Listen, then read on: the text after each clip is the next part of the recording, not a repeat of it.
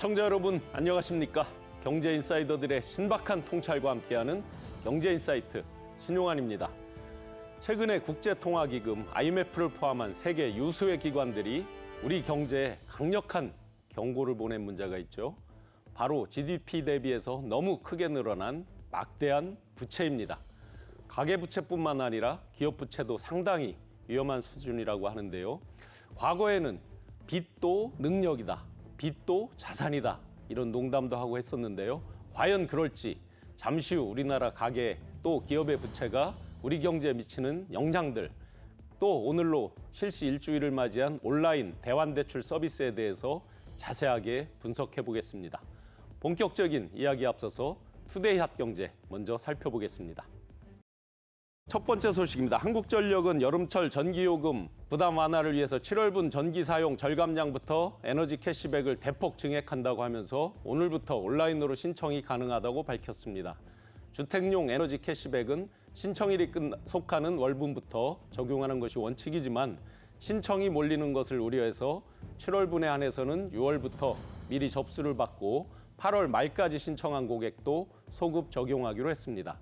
한전에 따르면 다음 달부터는 기존에 지급하던 절감량 1kW시당 30원의 기본 캐시백에 더해서 절감량 1kW시당 30원에서 70원의 차등 캐시백을 추가해서 최대 100원을 지급합니다. 기존에는 현금 기부 전기요금 그런 차감 중에서 고객이 선택한 방식으로 반기 단위로 지급을 했었지만 7월부터는 다음 달 전기요금에서 차감하는 방식으로 변경됩니다. 다음 소식입니다. 지난 5월 한국 조선업계 수주량이 경쟁국인 중국에 비해서 또다시 뒤진 것으로 나타났습니다. 7일 영국의 조선 해운시황 분석기관인 클락슨 리서치에 따르면 지난달 전 세계 선박 발주량은 206만 CGT로 작년 동월 대비 36% 감소했는데요. 한국은 이 중에서 51만 CGT, 즉 25%를 수주해서 2위를 차지했습니다. 1위인 중국이 68%를 차지한 것과는 큰 격차를 보였는데요. 배 척수로는 한국과 중국이 각각 17척, 52척을 수주한 것으로 집계가 됐습니다. 클락슨 신조 선가지수는 170.1포인트를 기록하면서 작년 동월에 대비해서 10.03포인트 상승했습니다. 다음 소식입니다. LG에너지솔루션이 호주 배터리 소재 장비 기업인 노보닉스와 함께 인조 흑연 공동개발 협약 및 전략적 투자 계약을 체결했다고 7일 밝혔습니다. 인조 흑연은 배터리 음극재의 핵심 소재인데요. 제품 개발에 성공하게 되면 10년간 5만 톤 이상의 물량을 확보할 수 있습니다. 또 양사는 일정 기간 노보닉스의 생산 물량을 독점적으로 공급받고 경쟁력 있는 가격으로 제품을 구매한다는 데 합의했습니다. LG에너지솔루션은 이번 협약을 통해서 북미 지역 핵심 소재 공급망을 강화해서 IRA법에 효과적으로 대응해 나간다는 계획입니다. 마지막 소식입니다. 삼성전자가 사상 최초로 서울에서 갤럭시 언팩 행사를 개최합니다. 그동안 외국에서만 개최했었죠. 삼성전자는 최신 폴더블 제품을 공개하는 갤럭시 언팩을 7월 말 서울 코엑스에서 개최한다고 밝혔습니다. 2010년 3월 미국 라스베가스에서 열린 갤럭시 S 첫 번째 모델을 공개하며 시작된 갤럭시 언팩 행사는 그동안 미국 뉴욕, 샌프란시스코, 영국 런던, 독일 베를린, 스페인 바르셀로나 등의 글로벌 주요 도시에서만 진행된 바가 있었습니다. 삼성전자는 27번째를 맞이하는 올해 7월 언팩 무대를 대한민국의 수도 서울에서 열고 갤럭시 폴드 5, 갤럭시 플립 5 등 신제품을 공개할 전망입니다. 지금까지 투데이 핫경제였습니다. 경제인사이트, 지금부터 초대 손님 모시고 본격적인 오늘의 핫 이슈 분석해 보겠습니다. 자세한 내용 먼저 화면으로 만나보겠습니다.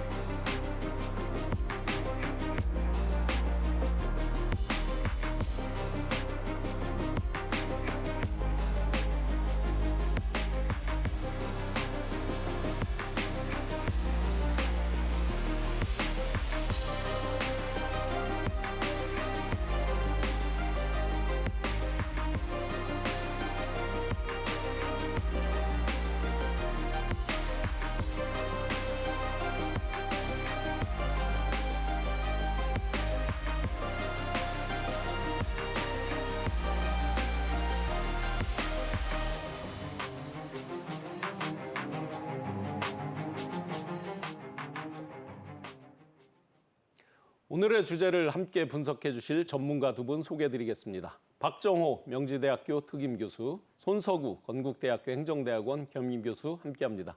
두 분 반갑습니다. 네, 안녕하세요. 안녕하세요. 네.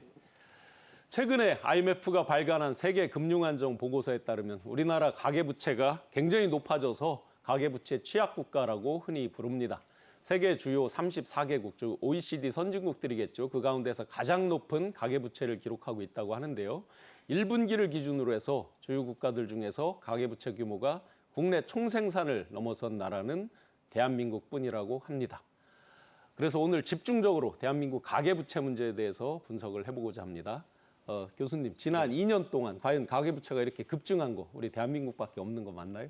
예, 수치상으로는 없는 게 맞습니다. 그래서 GDP 대비 가계부채가 더 높아진 것도 분명한 사실이긴 한데요. 그런데 이제 무조건 이제 최근 들어서 가계부채가 급등하고 있는 추세 그렇게 볼 수는 없습니다. 올 1분기만 하더라도요. 사실 이번 달에는 가계부채에 좀 변곡점이 있긴 합니다만 1분기까지만 하더라도 지난해에 비해서 가계부채 규모가 13조 원 정도가 줄어들었습니다. 이것은 굉장히 이례적인 포인트였고요. 사실 이렇게 13조 원까지 가계부채가 급격히 줄어든 것은 2002년 4분기 이후 20년 만에 가장 큰 감소폭을 보인 것입니다. 따라서 가계부채 문제가 다른 여타 국가들과 달리 우리나라가 이렇게 증가한 것은 분명한 사실이지만 그 추세 역시도 최근 한 1년 들어서는 감소를 조금 하고 있다. 지금 화면에서도 나오는데요. 주요국의 GDP 대비 가계부채 비율 보면 우리나라도 소폭 감소를 분명 하고 있는 건 분명한 사실이고요. 오히려 최근 들어서 부동산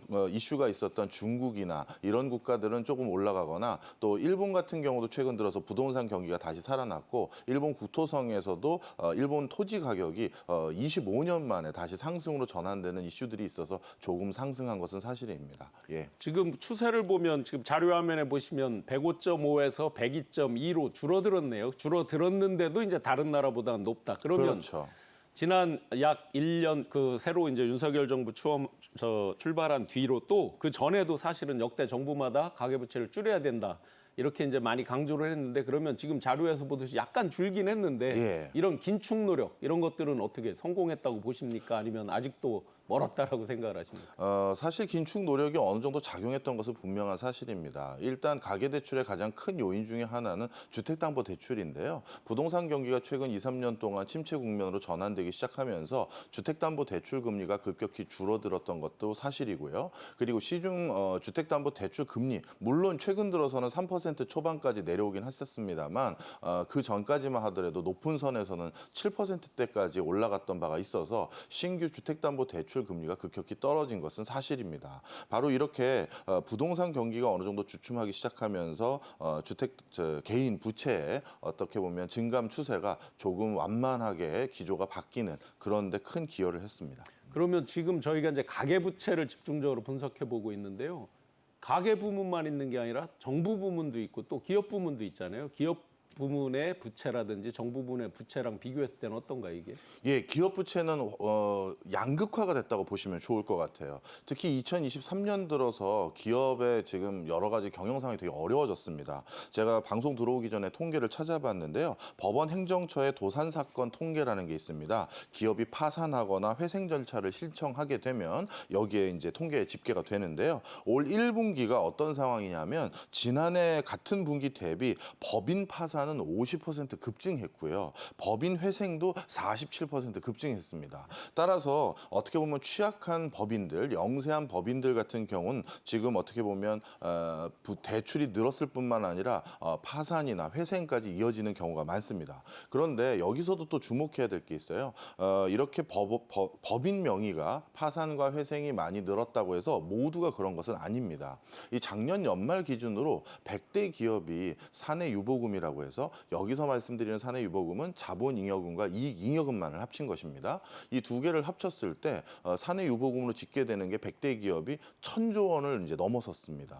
이 최근 한 3, 4년 동안 한 400조 원이 더 늘어난 것이거든요. 물론 그 대기업들이 사내유보금을 많이 보유하고 있는 것을 부정적으로만 무조건 볼 수는 또 없어요. 어떤 리스크를 대비하기 위한 또 먼 미래에 신규 투자를 과감하기 위한 저축일 수도 있습니다만 지금 무슨 말씀을 드리는 거냐면 모든 기업들이 지금 지금 어떻게 보면 대출을 더 받는다든가 신용 여신이 더 안 좋아지거나 그런 것은 아니고 기업 부분에서도 한쪽에서는 사내 유보금이 1,000조 원에 가까이 늘어나고 있고 다른 쪽은 파산과 회생이 늘어날 만큼 양극화가 극단적으로 벌어지고 있다. 이렇게 말씀드립니다. 네. 또 기업 부채 부분은 다음에 또 기회 될 때 한번 더 심도 있게 봐야 될 것 같네요. 기존에 보면 지난 3, 4년 정도 아주 급등하는 어떤 주택 가격 이런 네. 것들로 인해서 결국은 가계부채 증가 요인 중에 여러 요인이 있겠지만 네. 주택담보대출이 가장 큰 비중을 차지한다 하는 게 이제 일반적인 분석인데요. 네.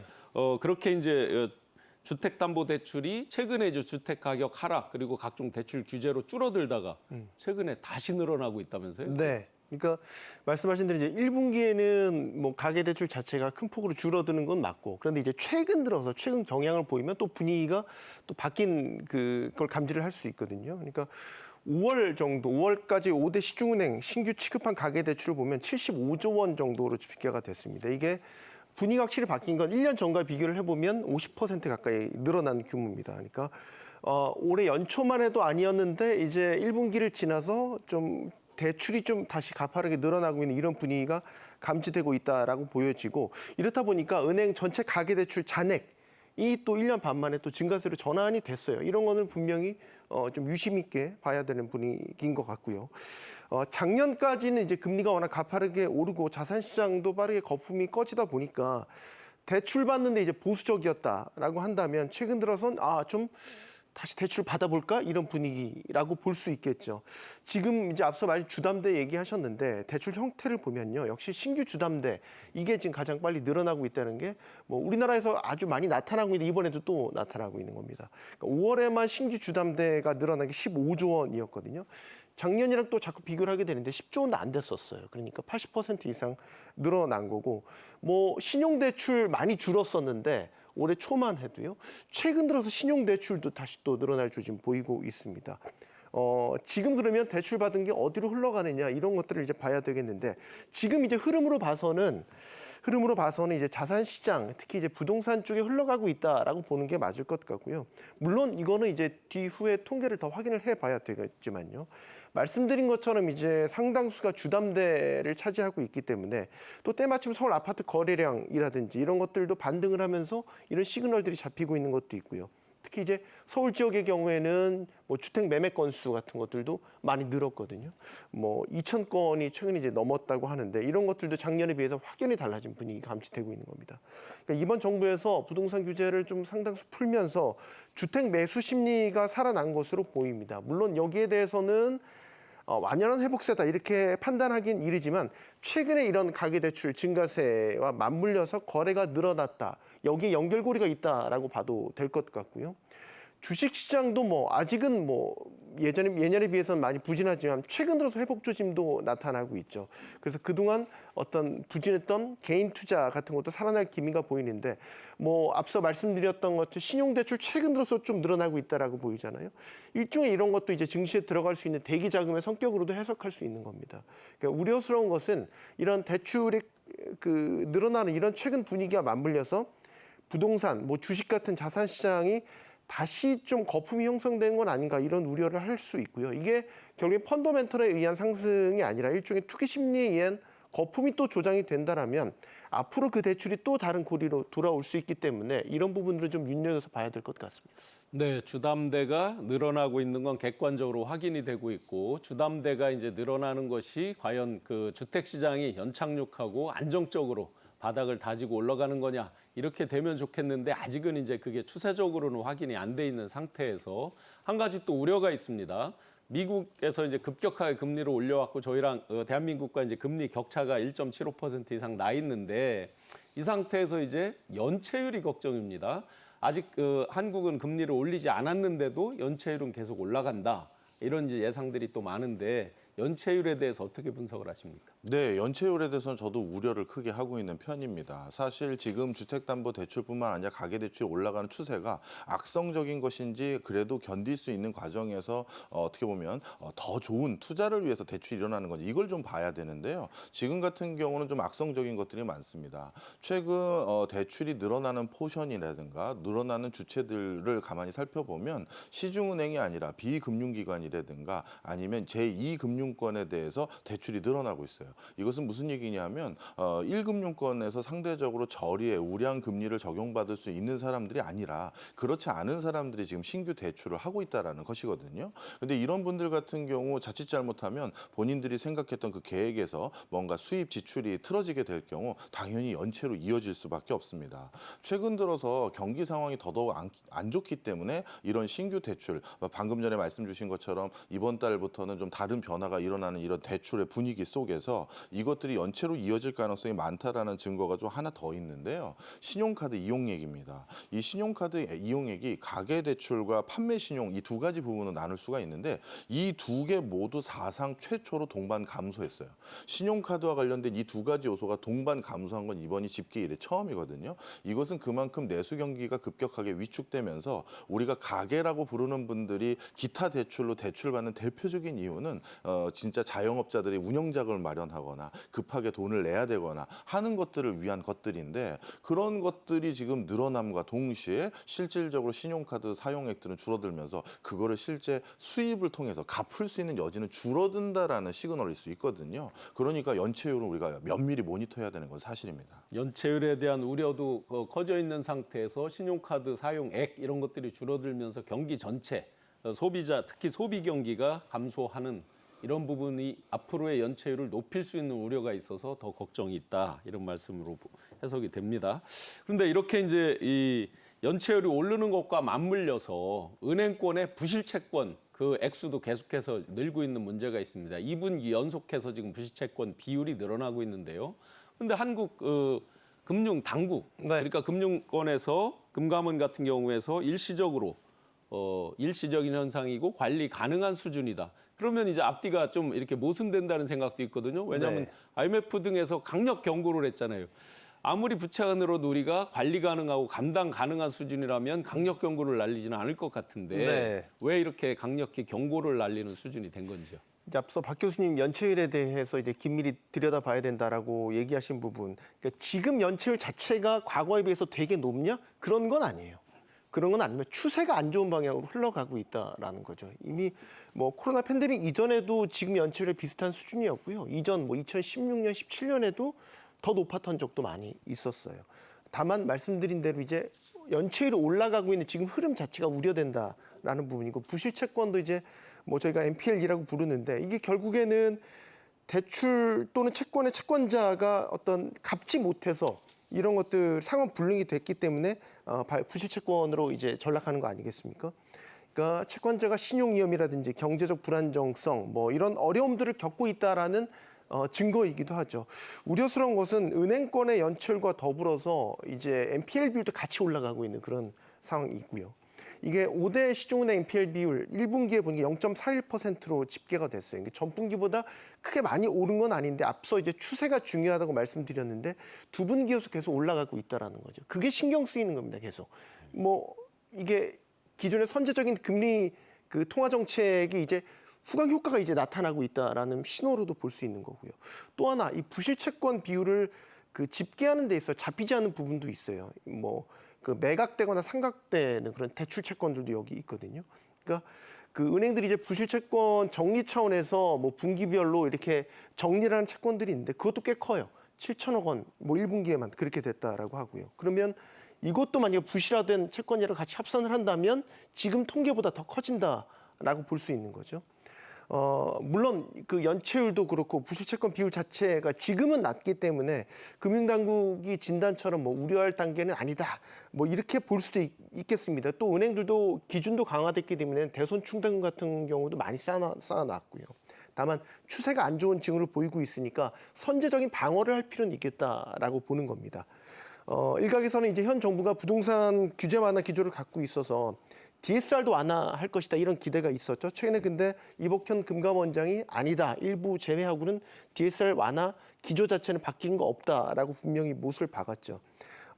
지금 이런 식의 가계부채라든지 이런 것들이 부실화될 위험이 여전히 높기 때문에 건전성을 높이고 마지노선으로 생각을 하고 고삐를 풀지 않겠다라고 얘기를 하고 있는 거죠. 가계대출 규모가 지금 2,000조 원을 넘어서 국내 총생산보다 크다라고 하지 않습니까? 그런데 이제 통계에 또 역시 또 잡히지 않는 거 있는데 뭐 전세 보증 같은 게 잡히지 않는 거 그런 것까지 감안하면 3,000조 원도 한다고 하지 않습니까? 뭐 이런 가운데 금리가 지금 조금 내려가니까 뭐 주담대를 중심으로 대출 다시 또 꿈틀대는 이런 분위기가 감지되고 있고요. 그러니까 대출이 잘 운용하면 능력이지만 상환 능력을 초과하는 빚을 갖게 된다면 그거는 나중에 악성 채무로 돌아올 수밖에 없잖아요. 지금 상황은 여전히 보수적으로 조일 때다 이렇게 봐야 될 것 같습니다. 네. 그래서 이제 금융 당국에서 이런 이제 DSR 이런 걸 완화하지는 않겠다라고 하면서 부채 총량을 관리해서 부채에 대한 그 질을 개선하겠다. 이런 표현을 하고 있거든요. 과연 그 부채 구조의 질적 개선, 정부가 꾀하고자 하는 그런 질적 개선은 무엇이고 그 효과에 대해서는 어떻게 생각하십니까? 예, 총량적인 접근은 당연히 필요하고요. 지금까지 안 해왔던 것도 아닙니다.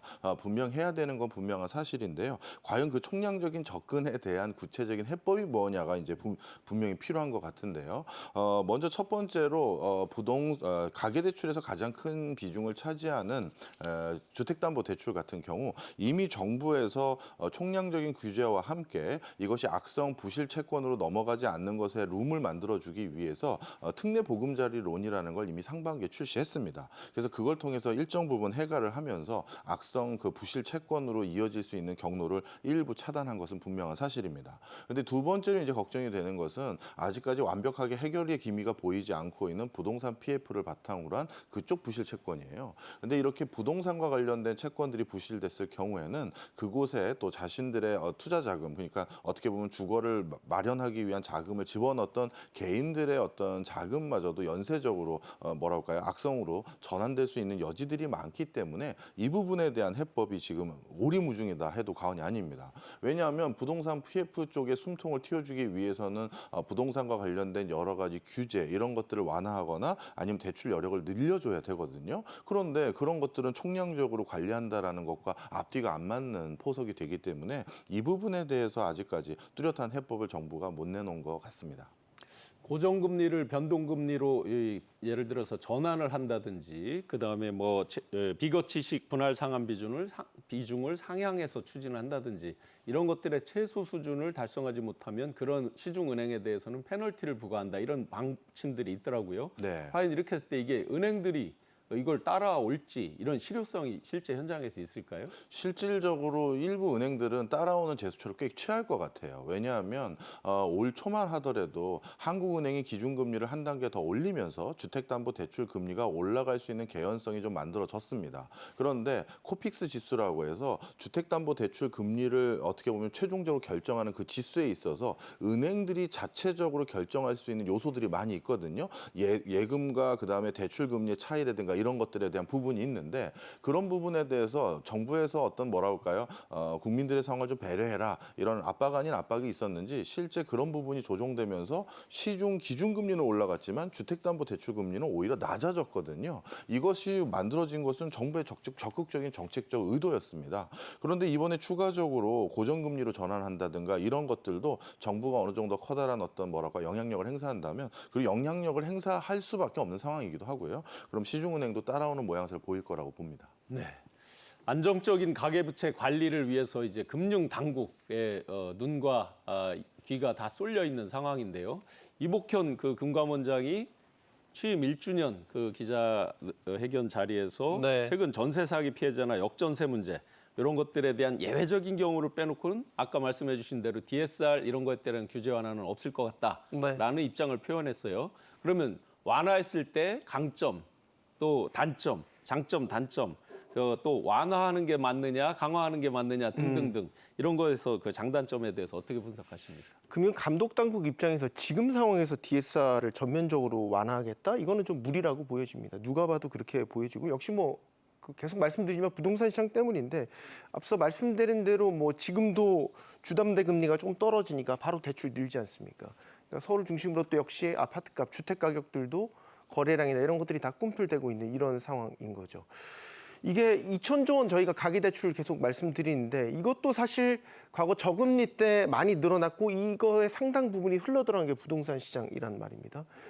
소위 이제 저금리 때 영끌해서 이렇게 빌린 돈들인데 그 부동산과 관련해서 이 정부 들어서 세금 완화라든지 투기 지역 해제 같은 일부 규제 완화가 이루어졌기 때문에 이 상황에서 DSR마저 이제 완화를 하게 되면 투기 심리가 다시 고개를 들 가능성이 높아 보이고요. 물론 그 대출을 늘리는 게 순기능도 분명히 경기 부양 측면에서 순기능을 하죠.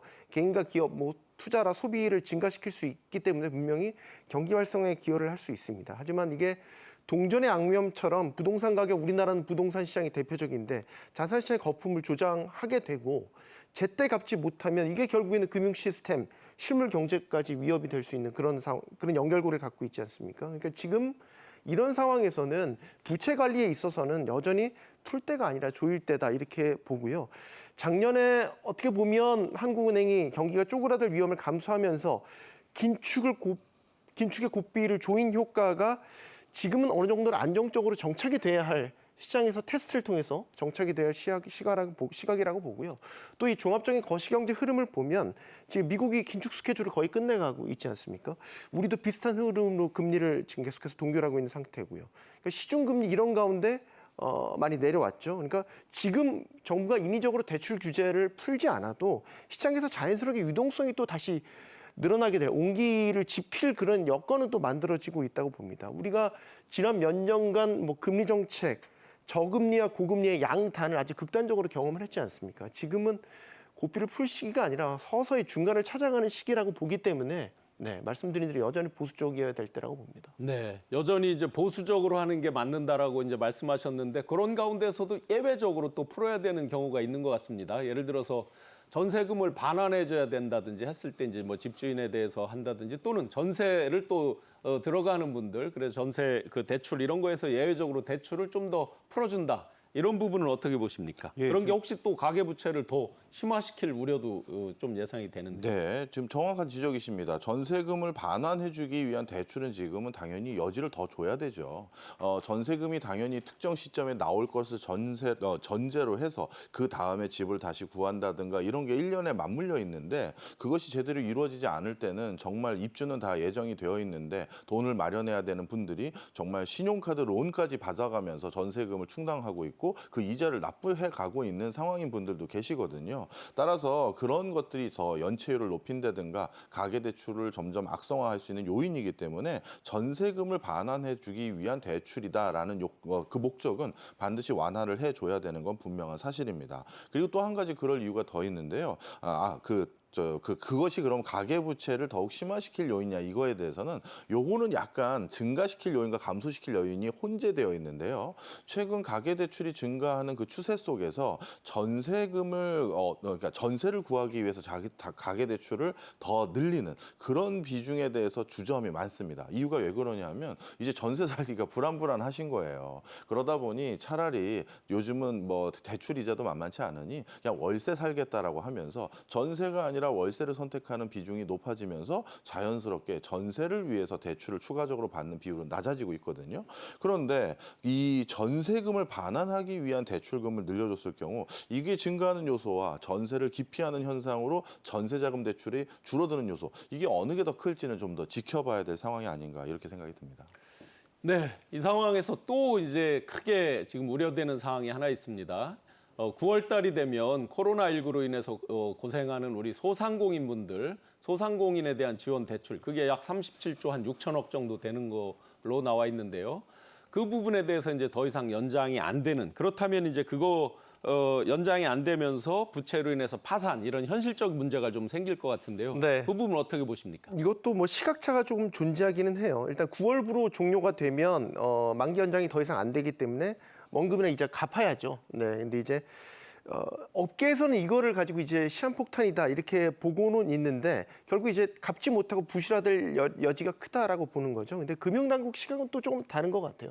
지금 이제 통계적으로 잡히는 것만 보면 지원을 받는 대출의 98% 정도는 정상적으로 이자를 내고 있고 일부 이제 이자 상환이 어려우면 앞으로 끝난 다음에도 소상공인 기금 같은 것들을 활용해서 지원을 해줄 수 있기 때문에 뭐 이거를 어떤 부실화될 여지가 크다 이렇게 보는 건 좀 무리가 있다라고 보는 것 같은데 단기적으로 문제가 터지지 않는다고 해서 안심할 상황은 아닌 것 같고요.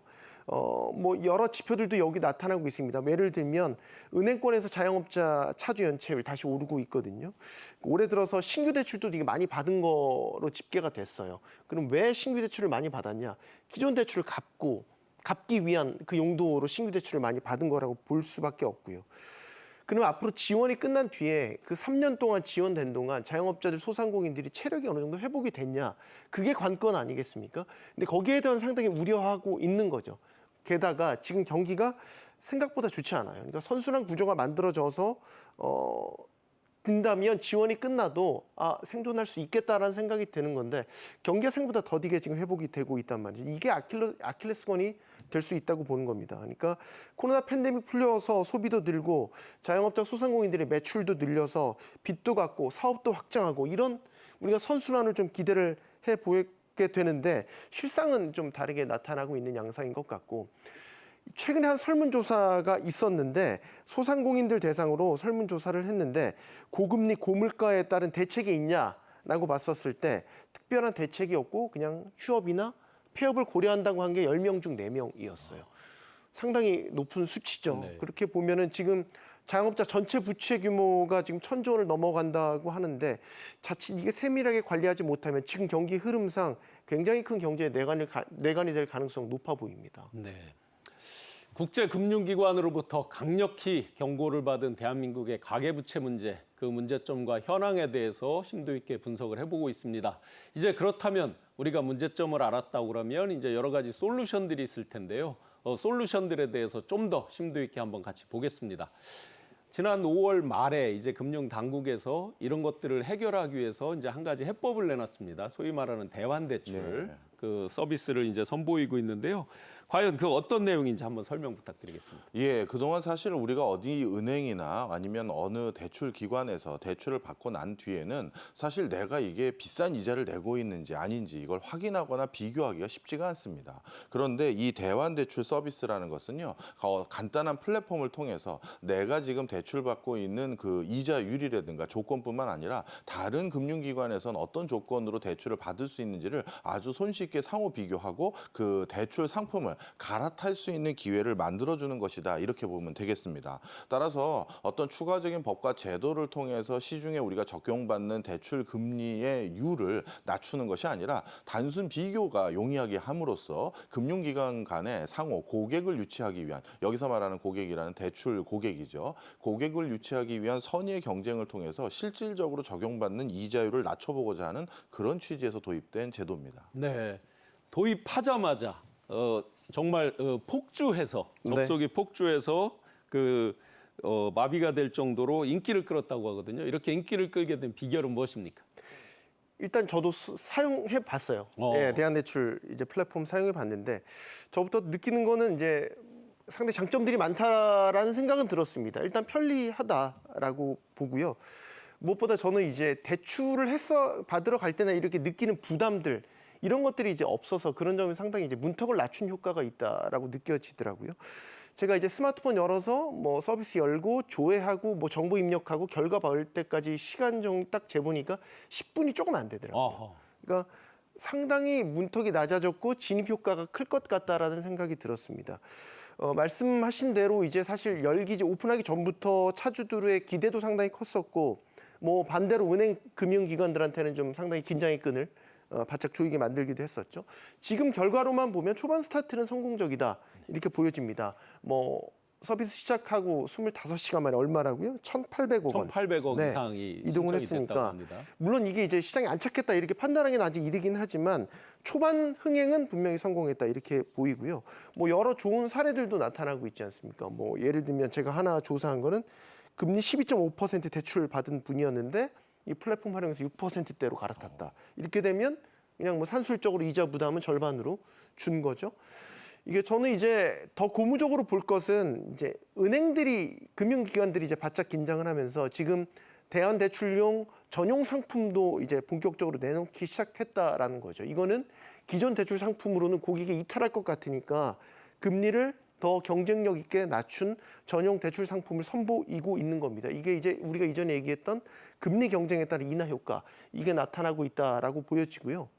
이 외에도 뭐 인터넷 전문은행이나 간편결제 사업자들이 참여를 해서 기존 금융권과 연계한 새로운 개념의 대출 상품을 선보이고 있기도 하거든요. 그러니까 기존에 좀 획일화된 대출 시장의 일종의 이것도 매기 효과를 일으키고 있다. 여러 점에서 긍정적인 효과들이 나타나고 있다 이렇게 보여집니다. 인기가 너무 좋아서 그 소위 취급 한도를 설정해 놨던 거를 일시적으로 그 해제한다. 취급 한도까지 해제하기로 했다면서요? 뭐 그러니까 플랫폼에 이제 수요가 좀 몰리다 보니까 이게 맞추기 위해서 취급 한도를 두지 않기로 했다 이렇게 소식이 전해지더라고요. 이게 기존에는 지금 시범 서비스 기간이기 때문에 2년 시범 서비스 기간 두기를 하고 월 단위로 이렇게 뭐 연 단위로 해서 사실은 이제 신규 대출에 한해서 한도를 두기로 했는데 제한을 풀기로 한 거죠.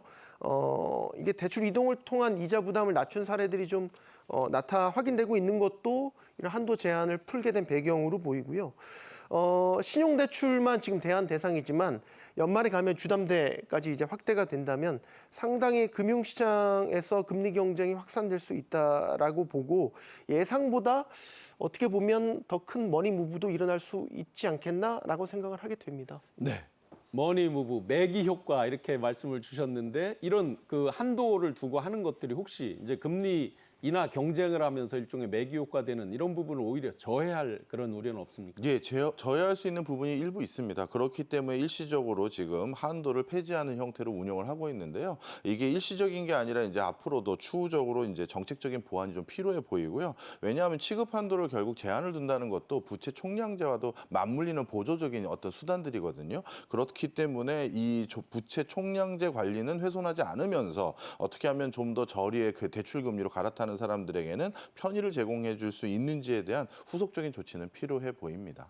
요 대환대출을 가장 절실하게 어떤 분들이 어떻게 활용하면 가장 욕이 날까요? 네, 많은 분들 중에서 이런 분들이 계세요. 저도 사실 그 범주에 들어가는데요. 어떤 한 직장을 다니다 보면 주거래 은행이 생기게 되고 그 주거래 은행을 십수년 동안 아무 뭐 특별한 불편 없이 사용하는 분들이 계십니다. 그러다 보면 그 은행에서 대출도 받고 뭐 주택담보대출을 이용하고 그렇게 되는 거죠. 자, 그런데 이런 고객들 별도의 연체나 이런 거 없이 이렇게 한 곳을 오랫동안 특별한 문제 일으키지 않고 사용하신 분들 같은 경우 다른 금융기관에서 영순위로 유치하고 싶은 최우량 고객입니다. 네. 그렇기 때문에 내가 이런 레코드를 기록을 가지고 있는데 혹시 그쪽에서 대출 금리를 이용하려고 하면 어떻게 됩니까? 라고 했었을 때 진짜 더 많은 어떤 뭐랄까요 혜택을 주면서 유치하고 싶은 고객들이거든요. 따라서 지금까지 금융기관을 사용함에 있어서 특별한 연체나 문제를 일으키지 않으신 분들은 대환대출 서비스를 이용할 경우 앞서 교수님이 말씀하신 것처럼 10몇 %대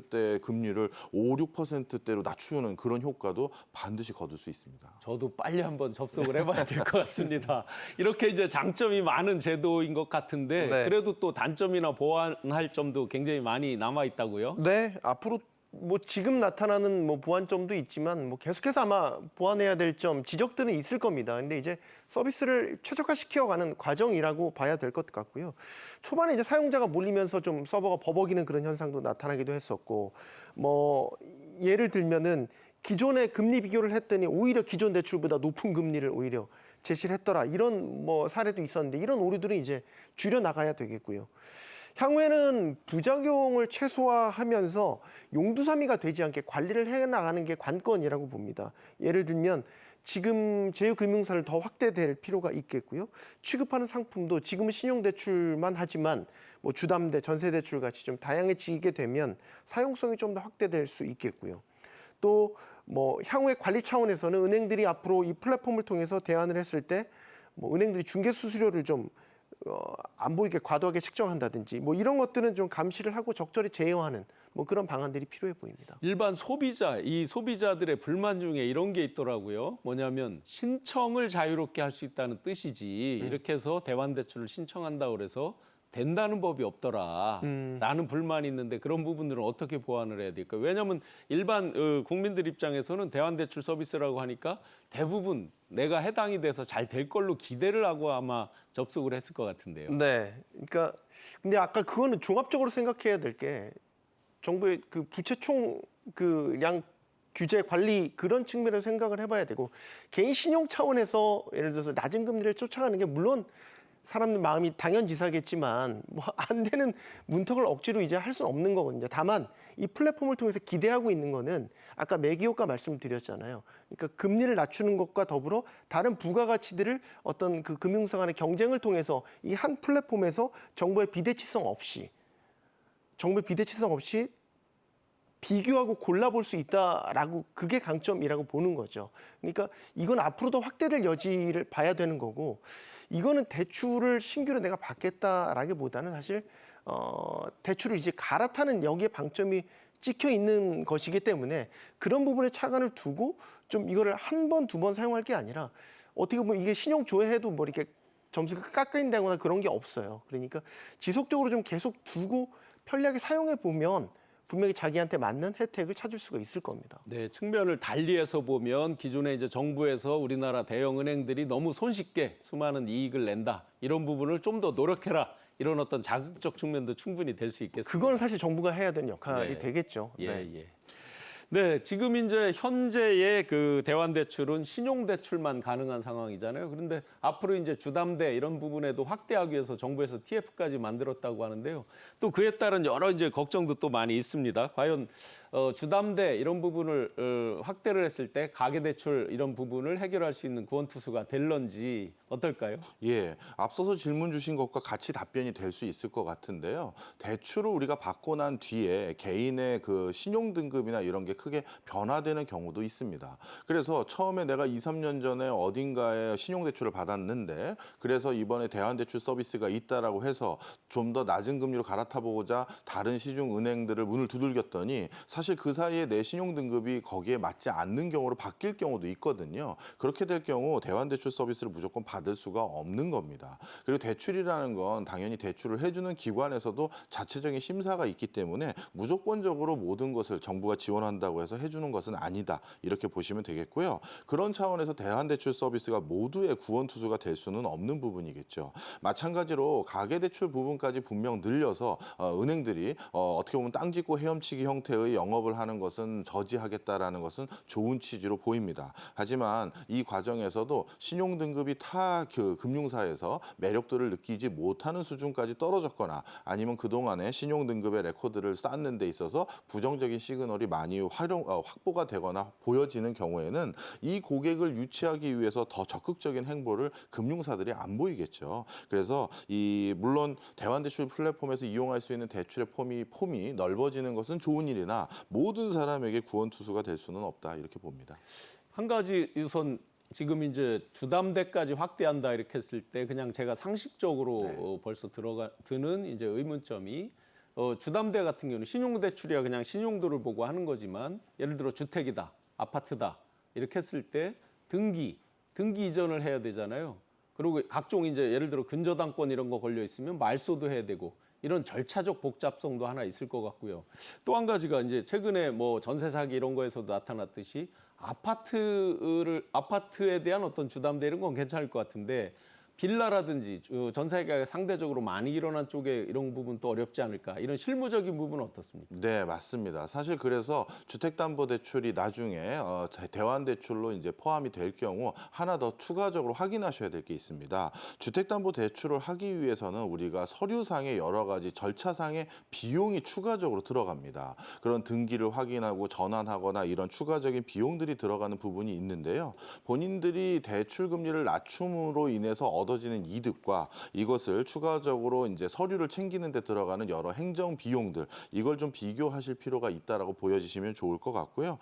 그런 과정에서 아까 또 전세자금 중에서 특히 빌라 같은 부분에 대해서는 사실 이것도 빌라에 대해서 담보로 잡고 대출을 해주는 비율은 아파트와는 현격한 차이를 두고 있는 게 기존의 방식입니다. 그렇기 때문에 빌라라고 해서 더 무조건 부정적으로 바뀌는 것은 아니지만 그동안에도 아파트에 비해서는 담보력을 덜 인정받아 왔던 것은 사실이다. 이렇게 말씀드립니다. 그 대환대출 플랫폼이 이제 앞으로 역할이 더 중요하다고 보는데 가장 그 기본적인 전제는 기울어졌던 운동장이 어느 정도 수평해지는 효과가 어떤 식으로 더 파급 효과를 일으킬 것인지를 저는 봐야 된다고 봐요. 저는 이제 비교 사례를 통신시장으로 드는데 지금은 우리가 번호 이동도 자유롭고 기기 변경이라든지 이런 것들이 이제 그 자유롭게 그 할 수 있지만 예전에는 이게 제한이 되는 부분이 있었거든요. 근데 이게 프로젝트 나타났던 게 뭐냐면 번호 이동이 자유로워지니까 각 통신사들이 소위 말해서 집토끼 전략을 되게 공고하게 세웠어요. 그러니까 고객을 뺏기지 않기 위한 더 경쟁력 있는 집토끼 전략.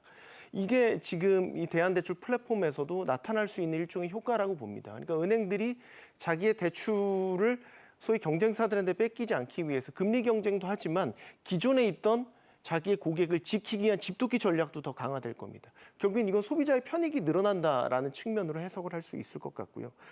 정부 주도 플랫폼이 항상 성공하는 게 아니죠. 사실상 많이 실패했던 경우가 많죠. 용두사미로 끝나는 경우가 많았죠. 이 대한대출 플랫폼도 앞으로의 운영이 관건이 될 것 같은데 성공적인 정부 주도의 플랫폼이 되기 위해서는 앞서 말씀드린 것처럼 금융사들을 더 적극적으로 끌어들여야 되고요. 이를 위해서는 업권별로 지금 이해관계가 또 첨예하게 부딪히는 부분이 여전히 있습니다. 그런 것들을 잘 조정해 나가서 지속 가능한 플랫폼으로 만드는 게 상당히 중요할 것 같다는 생각이 듭니다. 네. 가계부채에 대한 전반적인 문제점 현황에 이어서 이제 대환대출이라고 하는 정부가 내놓은 어떤 해법, 솔루션에 대해서 저희가 자세하게 분석을 해봤습니다.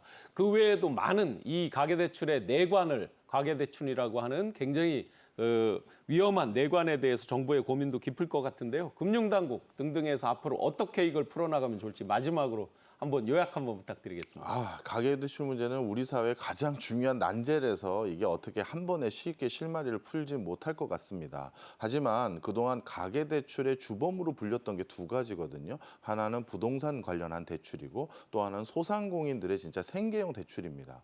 근데 소상공인 생계형 대출은 이걸 좋게 말해야 될지 나쁘게 말씀드려야 될지 모르겠습니다만 소상공인 숫자가 정말 급격히 줄어들고 있습니다. 원래 OECD 국가 중에서 가장 높은 수준의 소상공인 숫자를 보유하고 있는 국가였던 것이 최근 2, 3년 들어서 급격히 소상공인 숫자가 줄어들고 있거든요. 그 얘기는 무슨 얘기냐면 가계대출을 내가 받아야 되는 결정적인 요인 또는 군집 중 하나가 사라져가고 있어요. 우리나라에서. 그러다 보니까 가계대출 문제가 앞으로 추세적으로 조금 더 완만해지거나 아니면 낮아지는 형국도 지켜볼 수 있는 구조적인 변화가 있다. 이렇게 말씀드립니다. 네.